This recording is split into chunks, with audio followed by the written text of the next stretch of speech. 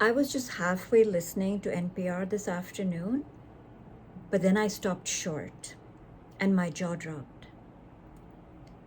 The UK ambassador to the US, Christian Turner, was on NPR.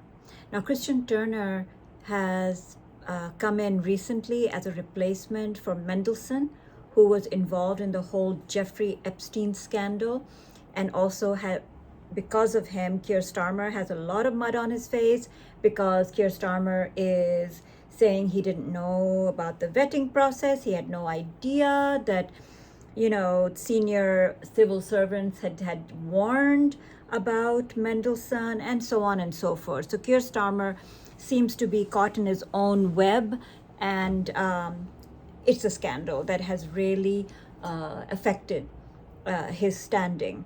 And there's a lot of talk about him possibly not being the prime minister for very long. Along with him being mealy-mouthed and kind of BSing about Mendelssohn, he also has been creating a lot of ambiguity about the role of the UK in this recent Iran war. And he has been saying things like, we will never get involved, we are not involved, and if we are, it's only defensive, but we will not. My first priority is the UK, people of the UK, and we will absolutely not get pressured and dragged into this war, and we want it resolved, and I'm working with my European partners, and so much so that Trump has decided that Keir Starmer is not poodleish enough, and that, he has been throwing a lot of dirt on Keir Starmer, and apparently the royal couple is here to try to smooth the relationship. That's what we were told, that the UK was not involved. But then Mr. Turner does this interview on NPR and tells us that the UK bases was where US bombers were flying night and day, and that it was so useful to the US bombers because flying from the UK was halving their time to their bombing target. So they cut their time in half to reach their targets. Let us remember that in the first hours, those targets were children. 175 elementary school children were killed. A sports complex was bombed by absolutely untested missiles. Residential buildings were bombed. 60 or more hospitals were bombed. Civilian infrastructure was bombed. Bridges, heritage sites were bombed. I'm going to play part of the interview with Mr. Turner, but please notice how he does not even once mention the civilian death toll or express any sympathy for the dead children in Iran. He just tells us what Keir Starmer has not been willing to tell the world and UK citizens: how much the UK has been involved in supporting US bombing runs on Iran. How on earth can he call this defensive? And even the journalist doesn't ask the question properly. If US bombers are using UK bases and their time to bomb their target is halved because they're flying from the UK and they're bombing Iran, how is that defensive?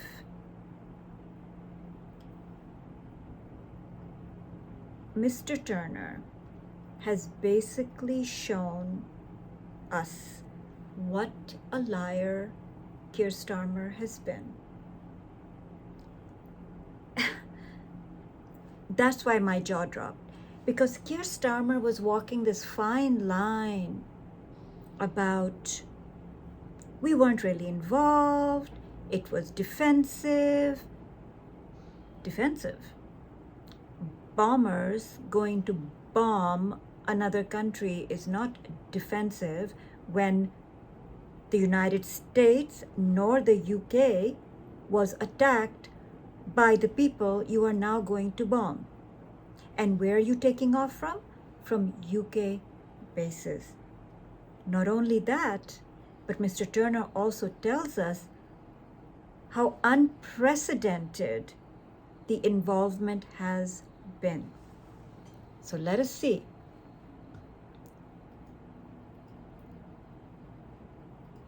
In the way you have as a fundamental disagreement, or the start of the conflict about the preemptive action. But the moment the war started, actually the UK has been doing quite a lot. We granted on the second day a use of our air bases for defensive purposes. So US bombers have been flying out of UK bases in East Anglia every night, halving their bombing run times. We have also been flying jets in the Middle East defensively. We now have more sorties flown than at any point in the last 15 years, shooting down drones and missiles every night. And of course our deep intelligence base, which we don't talk about much rightly, is absolutely foundational to the way this conflict is being run. I want to ask you about the use of those military bases, though. You've said that they're only for defensive operations, but how can you monitor that limit? Well, that comes down to detailed collaboration between our two militaries. I mean, they have a detailed conversation about target sets, so if a threat is coming at us, we can then take action against it. So that has been working very well, I should say, since the very start of this conflict. And as we mentioned, President Trump has said that Prime Minister Starmer is no Winston Churchill. He's openly mocked him with impersonation. How do you see it? Do you see that as just Trump being Trump, insulting people tactically, or does that demand that you stand up to it? Well, look, I don't take that as a binary.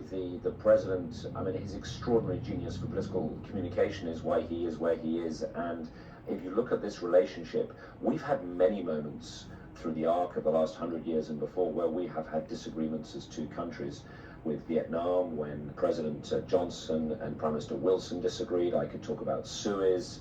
I could actually talk of Thatcher and Reagan over Grenada. So these sorts of tensions, they're not unusual for us to be dealing with. And the key is to remember that what unites us is far greater than what divides us. Before we get off foreign policy, I do want to ask you, because you've been on the other side of negotiation with Iran, what advice would you have for the U.S. administration here? So, look, in a sense, they have a lot of technical expertise, so I'm not worried that they aren't across the detail of what they need to do. But the Iranians are extraordinarily difficult negotiators, and they believe in their ability to take pain. So keeping up pressure, as the president is doing with the blockade, but also being very clear on what your possible off-ramps are, that's what's going to be needed. And it's going to take a lot of persistence, I think, and a real focus to get this to the place that we all want it to be. And as we mentioned, I think Mr. Turner has taken the poodle thing to a whole new level, calling Trump genius. Genius. He's a genius communicator. We can all hear what Trump is saying and writing. The world is extraordinarily concerned, including Europe, about Trump's instability and inability to hold a thought. MERS is today saying that Trump is being humiliated. America is being humiliated by the IRGC. Mr. Turner is calling Mr. Trump genius communicator. Moreover, he is supportive, it seems, of the blockade.